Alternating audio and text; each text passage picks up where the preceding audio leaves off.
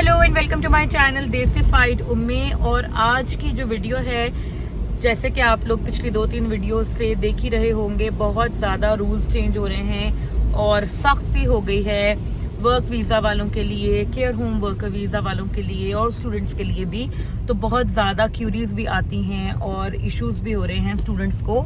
तो कुछ मज़ीद सवालात जिनका मैं आंसर देना चाह रही थी और कुछ चीज़ें इस बारे में, क्योंकि अब लोग बहुत ज्यादा मुझसे ये सवाल कर रहे हैं कि अब हम यूके का क्या करें। मतलब हम तो सोच रहे थे आने का, तो अब आना चाहिए नहीं आना चाहिए, और करंट जो स्टूडेंट्स हैं यूके में उनका इसके बारे में क्या ख्याल है। तो ये मैं आपको बता दूं कि लोग अब सीरियसली यूके को छोड़ के जाने के बारे में सोच रहे हैं। बहुत ज्यादा स्टूडेंट्स जो ऑलरेडी यूके में हैं और जो मतलब ऑलरेडी PSW पे हैं, जिन्हें अभी तक जॉब्स नहीं मिली, वो अब सीरियसली और ऑप्शंस के ऊपर गौर कर रहे हैं। ऑस्ट्रेलिया हो गया, कनाडा हो गया, बिकॉज यूके में it's not worth it now.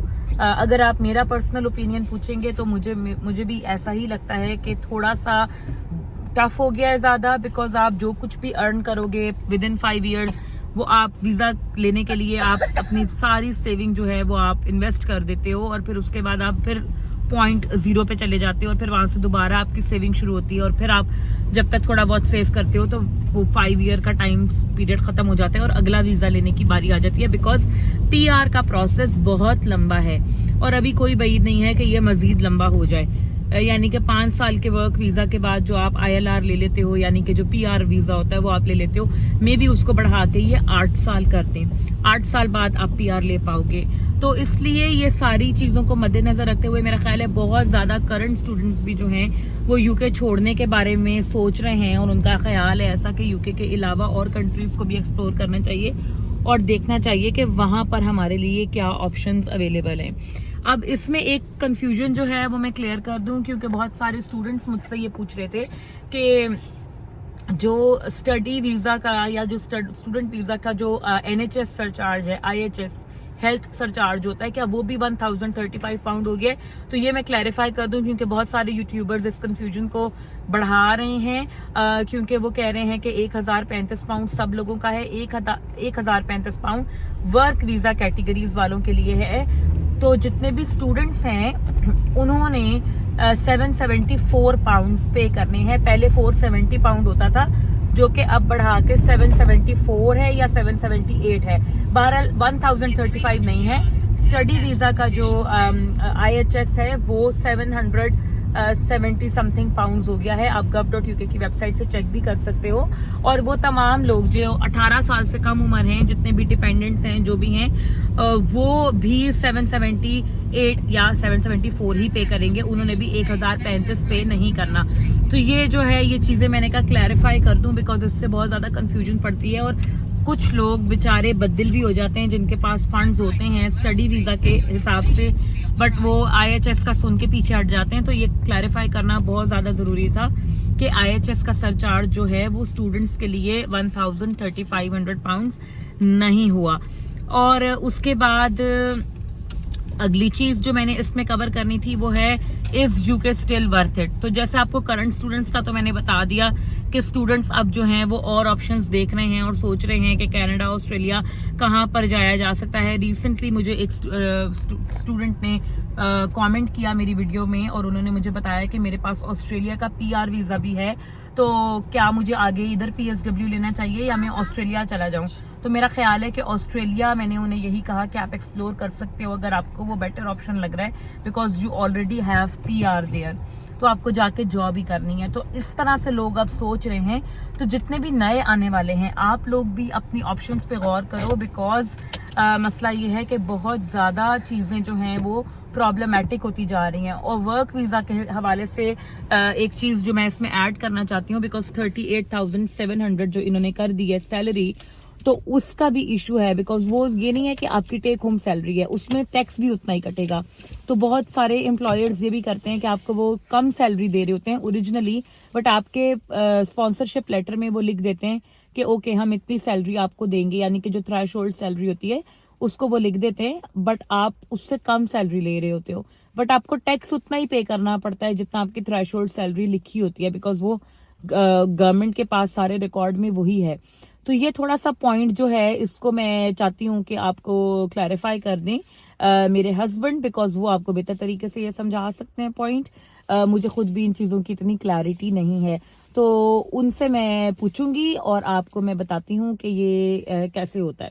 तो ज़रा आप बताएं कि जो सैलरी थ्रेशोल्ड होता है वो किस तरीके से काम करता है, और उसमें टैक्स का जो एक फैक्टर होता है वो किस तरह इफेक्ट कर सकता है। इसमें बेसिकली ये होता है कि जो मिनिमम थ्रेशोल्ड आप गवर्नमेंट ने सेट कर दिया है उसको आपने मीट करना होता है। लाइक पहले 26,000 था, अभी 38,700 हो गया। तो उसमें कि आप अपने एम्प्लॉयर से बात कर सकते हैं कि वो उसमें ये होगा कि एम्प्लॉयर को एक दफ़ा इतनी सैलरी आपको अकाउंट में क्रेडिट करना पड़ेगी। लाइक 38,700 को 12 पे आप डिवाइड कर लें, तो जितनी बनेगी आपको एम्प्लॉय को उतनी आपके अकाउंट में क्रेडिट करनी पड़ेगी एक दफ़ा। तो उसके बाद वो एम्प्लॉय को आप कैश निकलवा के वापस दे देते हो, तो लेकिन जो टैक्स उसका बनेगा वो आपको पे करना पड़ेगा। वो जाहिर है एम्प्लॉयर आपको एक फेवर दे रहा है, तो लेकिन उसके अगेंस्ट जो टैक्स बनेगा वो आपको खुद ही पे करना पड़ेगा। और ये मैं बता दूं यहाँ पर कि ये इलीगल है, इस चीज को बिल्कुल भी हम लोग इंडोर्स नहीं कर रहे कि आप ऐसा करें, बट यहाँ पर ये नॉर्मल प्रैक्टिस है जो कि मैं आपको बता रही हूँ कि एम्प्लॉयर ये करता है कि 38,700 के हिसाब से वो सैलरी पर मंथ आपके अकाउंट में क्रेडिट कर देता है, और आपसे जैसे आपको अगर उसने कहा है कि मैं आपको 1200 पाउंड पर मंथ सैलरी दूंगा, तो जितना भी डिफरेंस होगा वो आपसे वो वापस ले लेगा इन कैश। लेकिन जो टैक्स होगा वो आपको 38,700 के हिसाब से ही देना पड़ेगा, तो आपकी टेक होम सैलरी जो होगी वो और भी कम हो जाएगी, तो आपके लिए गुजारा करना और भी मुश्किल है। तो अगर कोई भी एम्प्लॉयर आपको ऐसी कोई ऑफर कराता है कि मैं आपको सैलरी तो कम पे करूंगा बट मैं आपको लेटर ऑफ स्पॉन्सरशिप दे दूंगा, तो आप बिल्कुल भी इस किस्म के फ्रॉड में और इस किस्म की चीज में मत आए, बिकॉज ये चीज इलीगल है, पहली चीज। और दूसरा, आपके लिए यहाँ पर गुजारा करना बिल्कुल मुश्किल हो जाएगा। यहाँ पर बहुत ज्यादा महंगाई हो चुकी है और आप जितना कमा रहे हो उससे ज्यादा आपको टैक्स देना पड़ेगा, और वो बिल्कुल भी फीजेबल ऑप्शन नहीं है। तो आजकल अब आप देखोगे बहुत सारे डिफरेंट किस्म के स्कैम्स भी होंगे, बहुत सारी डिफरेंट किस्म की इलीगल ऑप्शंस भी आपको प्रोवाइड करेंगे लोग, एम्प्लॉयर्स, स्पेशली जो आपके सर्कल में होते हैं, देसीज जो होते हैं। तो आपने कोशिश करनी है कि आप इससे बच के रहें, किसी भी फ्रॉड का आप हिस्सा ना बने, क्योंकि ये चीजें प्रॉब्लमेटिक होती हैं और बाद में आपके लिए बहुत ज्यादा प्रॉब्लम का बाइस बनती हैं, क्योंकि ये लोग आजकल रेड्स भी कर रहे हैं, सख्ती भी बहुत कर रहे हैं। ये नहीं है कि एक दफा आप वीजा लेके आ जाओगे और फिर उसके बाद आपका कोई आगे आपको पूछने वाला नहीं होगा।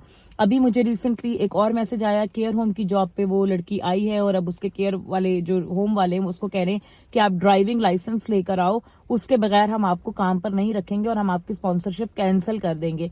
तो ये सारी चीजें होती हैं, हिडन चीजें होती हैं जो पहले वो आपको नहीं बताते, और बाद में जब आप यूके आ जाते हो तो फिर वो आपको ब्लैकमेल करना शुरू कर देते हैं और एक्सप्लॉइट करते हैं। तो इसलिए वर्थ मेरे हिसाब से अब अट्रैक्शन यूके की उतनी नहीं रही जितनी आज से 2 साल पहले थी। स्टूडेंट्स भी जो यहाँ हैं वो भी छोड़ने का सोच रहे हैं, मजबूर हो गए हैं ये बात सोचने पे, इंक्लूडिंग अस, कि हमें आगे क्या करना है। हम भी अब सोच रहे हैं कि हमें आगे इधर रहना है, नहीं रहना है, क्या करना है।